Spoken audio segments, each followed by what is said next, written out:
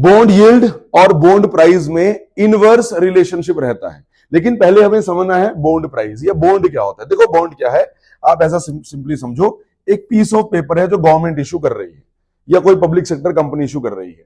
तो जो बॉन्ड खरीदेगा टेक्निकली वो बॉन्ड में इन्वेस्ट करता है। जैसे मान लीजिए सरकार ने ये बॉन्ड जारी कर दिया 1,000 रुपए का, एक एग्जांपल ले तो 1,000 रुपए का बॉन्ड है और इस पे लिखा गया है कि इस पे आपको इसकी फेस वैल्यू पे 10% एनुअल इंटरेस्ट मिलेगा, मतलब 100 रुपया एनुअल इंटरेस्ट मिलेगा। तो अभी मैंने जो ये बॉन्ड खरीदा, मतलब 1,000 रुपया मैंने सरकार को दे दिया, मींस मैंने इन्वेस्ट किया और बदले में हर साल मुझे जो है 100 रुपीज मतलब 10% इसमें इंटरेस्ट मिलेगा, क्योंकि बॉन्ड में हमें मिलता है इंटरेस्ट। तो ये तो हुआ बॉन्ड प्राइस जितने का मुझे पड़ा। अब बात यह है कि बॉन्ड यील्ड क्या है। अब यील्ड देखो, एक व्यक्ति जब बॉन्ड खरीदता है उसे तो इंटरेस्ट मिलता है, लेकिन ये चाहे बॉन्ड हो शेयर हो, यहां कभी भी पैसा फंसता नहीं है। मुझे कल को पैसों की जरूरत पड़ेगी, मुझे ऐसा लगेगा कि 1,000 रुपए तो मेरा फंस गया, तो मैं ये बॉन्ड सेकेंडरी मार्केट में बाद में बेच सकता हूं।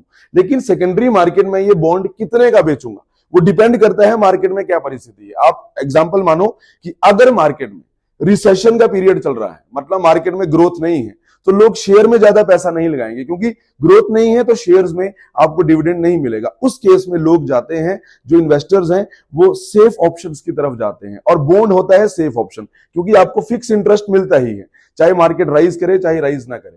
तो अगर मार्केट में बूम नहीं है, मान लो रिसेशन है, तो लोग शेयर्स में पैसा नहीं लगाएंगे, बॉन्ड खरीदेंगे, तो बॉन्ड की डिमांड बढ़ेगी। तो अगर मुझे उसमें अपना बॉन्ड बेचना हो, तो मैंने लिया था 1,000 रुपए का, लेकिन हो सकता है मैं आगे बॉन्ड बेचूं 1,100 रुपए का। यही बॉन्ड जो मैंने सरकार का 1,000 रुपीज में लिया था, हो सकता है मैं 1,100 रुपए में बेचूं। तो इस केस में आप देख रहे हैं बॉन्ड प्राइस 1,000 से बढ़ के हो गया 1,100, लेकिन इंटरेस्ट तो हमेशा जो फेस वैल्यू पे लिखा है वही मिलेगा। तो इंटरेस्ट मिलेगा 100 रुपया, लेकिन मैंने 1,000 रुपया इन्वेस्ट किया था, मुझे सालाना 100 रुपया ब्याज मिल रहा था, यह हुआ 10%। अब जिसको मैंने बेचा उसने लगाया 1,100 रुपया, लेकिन उसको भी इंटरेस्ट मिलेगा 100 रुपया। तो 1,000 का 110% था, लेकिन 1,100 का ये 100 रुपीज 10% नहीं है, ये 10% से कम है। तो यहां आपने देखा कि जब बॉन्ड प्राइस बढ़ा तो बॉन्ड यील्ड, उससे होने वाला मुनाफा, बॉन्ड यील्ड कम हो गई, 9 पॉइंट समथिंग हो जाएगा।